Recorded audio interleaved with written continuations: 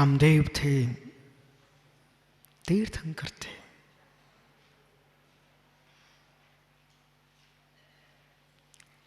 अठारह करोड़ घोड़ों के स्वामी थे, 84 लाख हाथियों के स्वामी थे, 96,000 महारानियों के स्वामी थे, 14 रत्न 9 निधियों के स्वामी थे। वैराग्य, वैराग्य गरीब को नहीं होता, वैराग्य गरीब को नहीं होता, वैराग्य गरीब को होता होता सारे भिखारी मुनि बन जाते।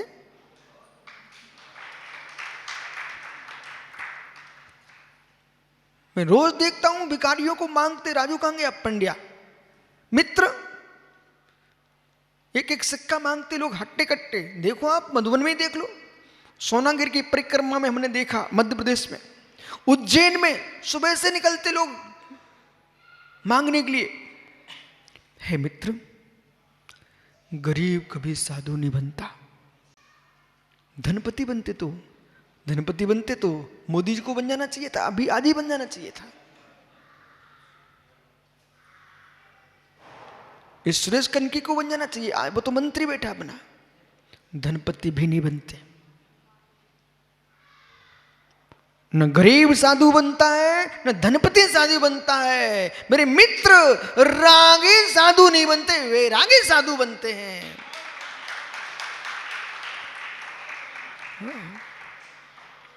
थाली लिए दीक्षा की घूमते रहेंगे पीयूष और भोले जैसे लोग। दूसरे के केस उलटने के लिए राख लिए घूमेंगे, लेकिन राग नहीं हटता, राख हो जाएंगे कब राग हटेगा। दीक्षा जो है ना, गरीब नहीं लेता, दीक्षा अमीर नहीं लेता है मेरे मित्र, दीक्षा मुमुक्षु जीव लेता है। इसलिए पवन भिंडी कहां गया है ज्ञानी, दीक्षा कौन लेता है? वैरागी लेता है। जिस जीव को संसार भोगों से निवृत्ति है, वही मुमुक्षु दीक्षा ले पाएगा। आपको मेरे मित्र निर्मोह होना पड़ेगा, निवृत्ति लेना पड़ेगी, निर्विकल्प होना पड़ेगा, निसंग होना पड़ेगा, तब निर्गंत बन पाओगे। आइए, प्रणाम प्रणामी, प्रणाम प्रणामी। पीयूष क्या सोच रहे हो? प्रणाम प्रणामी। तन चमकाने से साधु नहीं बन पाएगा, मन चमकाना पड़ेगा बेटा। प्रणाम प्रणामी, प्रणाम प्रणामी। अन्वेषणीय विषय है। अभिषेक माट साहब, बेदी की शुद्धि तू पूरे देश में कराता फिर रहा है, निज बेदी की शुद्धि कब कराएगा? प्रणाम प्रणामी। आइए, ये भोला चुनंदा चुनंदा लोगों के नाम ले रहा है। चक्रेश, कर्म चक्र का भार जिसको होगा, कर्म चक्र का भार जिसको होगा, धर्म चक्र के अनुसार वही चल पाएगा। लेकिन मित्र, आपको याद नहीं रहता है कि है कि नहीं, लेकिन ब्याज कब तक बंद रहता है उसका? ब्याज कब तक मिलता रहेगा? तुमको याद रहेगा तभी तो कोई ब्याज आएगा ना। आहा, अरे भोली भगवान आत्मा, जब पांड्या तुझे इतना मालूम है कि स्वामी याद रहे ना रहे, लेकिन जमा है, ब्याज तो मिलेगा। ऐसे मित्र जो तुम कर्म कर चुके, पाप कर चुके हो, उनकी याद भले भूल चुके हो, लेकिन कर्म जमा है, बंद तो होगा, आश्रय होगा, संसार फल भोगना ही पड़ेगा।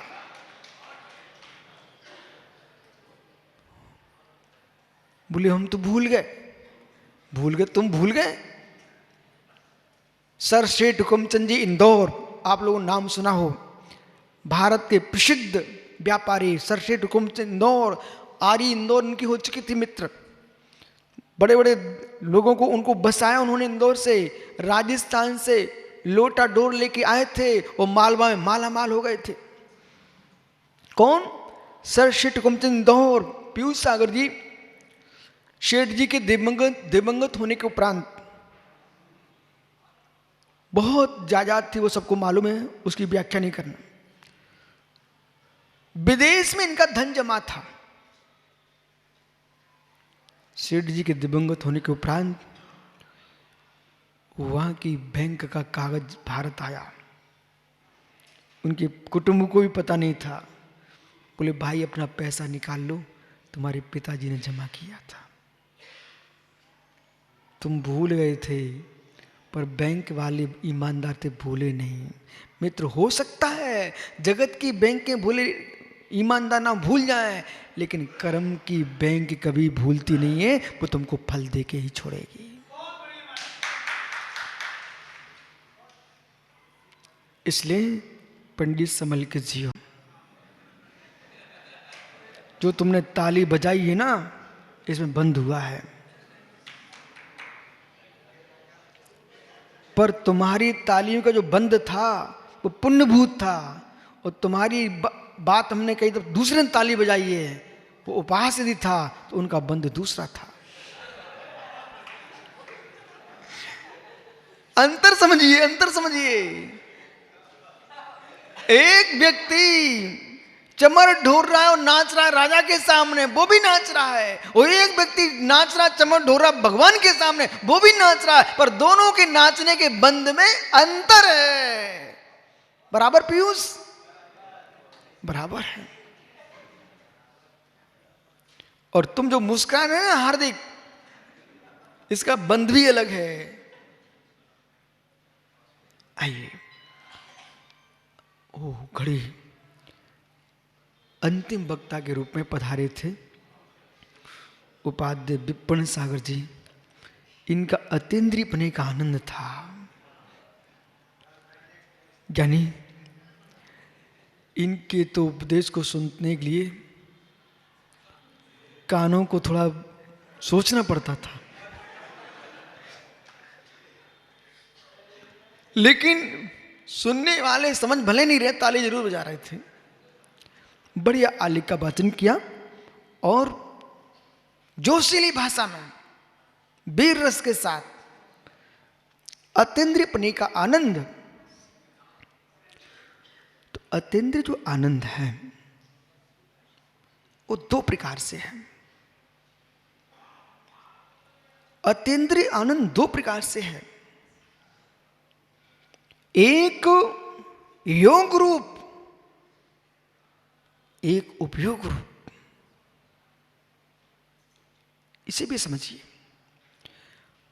उपयोग रूप अतीन्द्रिय आनंद सिद्ध परमात्मा को है, भावमोचक दृष्टि से अनंत परमात्मा को है। योग से तात्पर्य हमारा मनोवचन काय योग से नहीं है। योग यानी ध्यान, योग यानी जोड़ना। योगेश्वर निर्गंध तपोधन, मैं बीच में जो इतनी सारी भूमिका बताई ना, और सुरेश का नाम लेकर के कि गरीब मुनि बने कि अमीर मुनि बने। मित्र, इस गोष्ठी से समझना चाहिए है जिसकी प्रज्ञा तीक्ष्ण होगी वही मुनि बने का आनंद लूट पाएगा। जिसकी प्रज्ञा बुद्धि तीक्ष्ण नहीं है वो साधना करके आजीविका जी सकता है, लेकिन मुनि बने का आनंद नहीं लूट सकता, क्योंकि तत्व की असीम गहराइयों में जाके डूबना ये मुनि का आनंद है। प्रज्ञा चाहिए इन ग्रंथों को समझने के लिए। बुद्धि झंकृत हो जाए तुम्हारी जब योगी अतीन्द्रिय आनंद लेता है छद्मस्त, और परमात्मा अतीन्द्रिय आनंद लेता है। एक कर्म शून्य होके आनंद ले रहा है प्रत्यक्ष प्रमाण से, सकल प्रत्यक्ष प्रमाण से। एक कर्म युक्त होकर के भी कर्म शून्य होकर के ध्यान में योग आनंद ले रहा है। मित्र, ध्यान में आनंद ले रहा है, वह भी कर्म की निर्जरा कर रहा है अतीन्द्रिय आनंद से। कैसे? एक जीव, ये सबको समझ में आएगा। एक जीव देवेंद्र भाई पत्नी के साथ बैठा हुआ है और एक जीव पत्नी अपनी माँ के घर बैठी हुई है और तू काली कोठरी में बैठा हुआ है और कमल गया वो काली पट्टी और लगा के आ गया तेरी आंखों में, तब भी तुम्हें पत्नी का चेहरा दिख रहा था। सत्य बोलिए, डरने की क्या आवश्यकता, बोलो। काली कोठरी में काली पट्टी, फिर भी पत्नी का चेहरा दिख रहा है, सत्य है कि नहीं? इतने सारे लोग थे, कोई नहीं दिख रहा तुझे भाई, पत्नी का चेहरा दिख रहा है। जिसकी जहां प्रीति है उसका चेहरा दिखता है। ऐसे योगी की प्रीति आत्मा आनंद में है, उसको अतीन्द्रिय आनंद मिलता है। कर्म सहित होने पर भी कर्म शून्य का आनंद लेता है वो ध्यान के बल से। यदि ये नहीं स्वीकारेंगे ना तो विश्वास रखिए, परमेश्वर की आराधना छपड़ा अल्प होती है और ध्यान की लीनता से छपड़ा भगवान बनाती है। फिर प्रश्न करो, कल्पना के ध्यान से क्या हो सकता है? जब पीयूष सागर जी काल सर्प उतारने के लिए 2 सांप रख देते धातु के, भैया बुरा नहीं मानना, और कालिया नाम का जहर उतारने के लिए गरुण मणि रख देते हैं। गरुण का नाम लेने से काले नाम का जहर उतर सकता है। और स्त्री के सोचने मास से तुम्हारे शरीर की धातु क्षय हो सकती है। तो प्रभु का ध्यान करने से कर्म का क्षय क्यों नहीं हो सकता?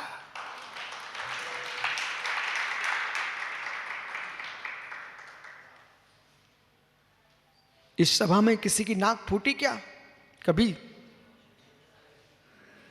इस सभा में किसी की नाक फूटी क्या? नाक से खून निकला क्या कभी?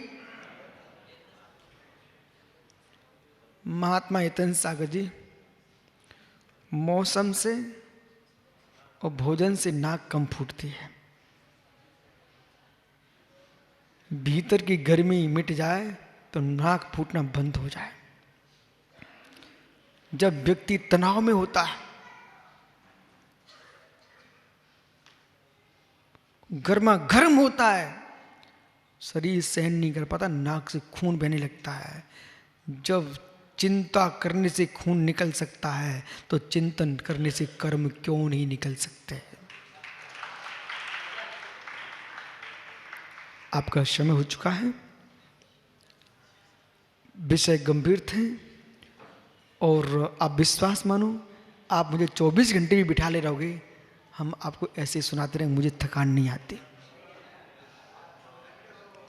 पर ये पक्का निर्णय है कि लोग ये कहें, देवेंद्र मुक्ति भैया, लोग ये सोचें कि सभा में अब किसी को खड़ा करना पड़ेगा कि शांत करने के लिए, पर कोई वॉलंटियर की आवश्यकता नहीं है, मैं यहीं से सबको शांत कर लूंगा। परंतु 2-3 प्रश्न थे, द्वैत अद्वैत्य, ये गहरे प्रश्न है। आपका भी प्रश्न था भैया, बांसुरी, हारमोनियम,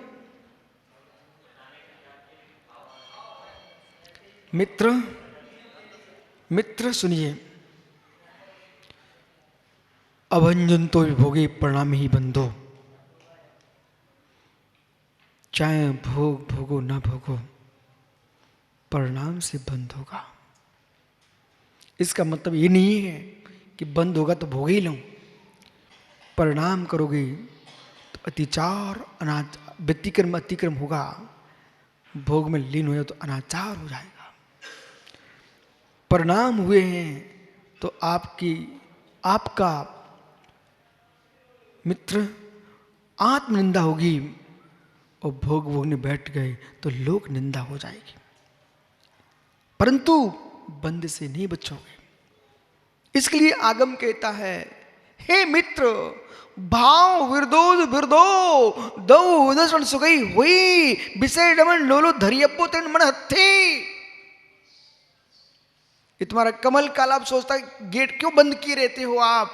अब समझ में आया क्यों किए रहता हूं। तुम लोग पढ़ने कहां देते हो, तो गेट बंद करके फिर पढ़ता हूं, तब तुमको सुनाता हूं। ज्ञानी समझो मैं क्या बोल रहा हूं।